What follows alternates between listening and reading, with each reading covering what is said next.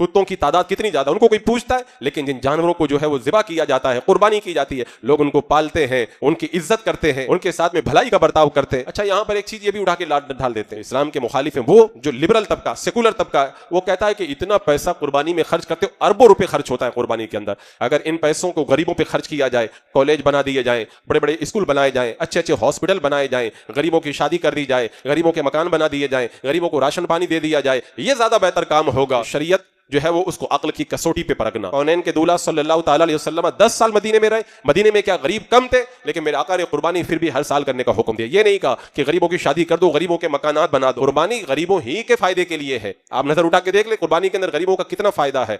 अगर जो पैसा कुर्बानी में हम लोग लगाते हैं वो करोड़ रुपए जमा करके गरीबों को दे दें, कुछ दिन खाएंगे वो पैसा खत्म हो जाएगा। इस्लाम ने कुर्बानी का निजाम कायम करके बाज़ाब्ता तौर पर गरीबों को एक कारोबार दिया है, क्योंकि जब इस्लाम ने कुर्बानी का हुक्म दिया, लोग बकरियां पालते हैं, बड़े जानवर पालते हैं, तो फार्मिंग का एक पूरा सिस्टम कायम हुआ जिससे ज्यादातर गरीब किसान जुड़े हुए हैं। और फिर उसके अंदर आप देखें कितने कारोबार, उसकी हड्डियों का कारोबार, उसके जो है वो चमड़े का कारोबार, कितने कारोबार जो है वो उससे जुड़े हुए नजर आते हैं। ये सारी चीजें उनको नजर नहीं आती, कहते हैं कि गरीबों को पैसा दे दो। अच्छा, गरीबों को पैसा देना है, कुर्बानी तो साल में एक बार होती है ना, गरीबों को पैसा देना।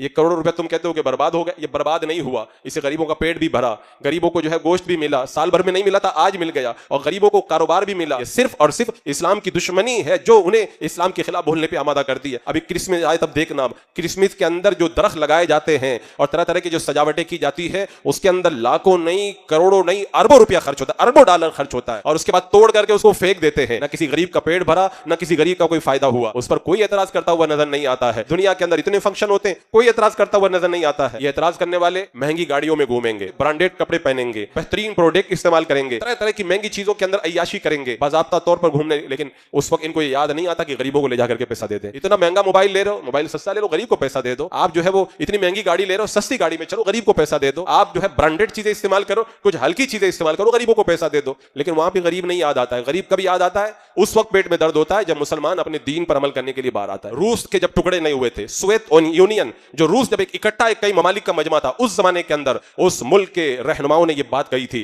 कि मुसलमानों को नमाज बंद कर देना चाहिए, और नमाज में जितना टाइम लगता है उतना टाइम कारोबारी एक्टिविटी में लगाना चाहिए, ताकि मुसलमान जो है वो कारोबारी एतबार से आगे बढ़ जाए।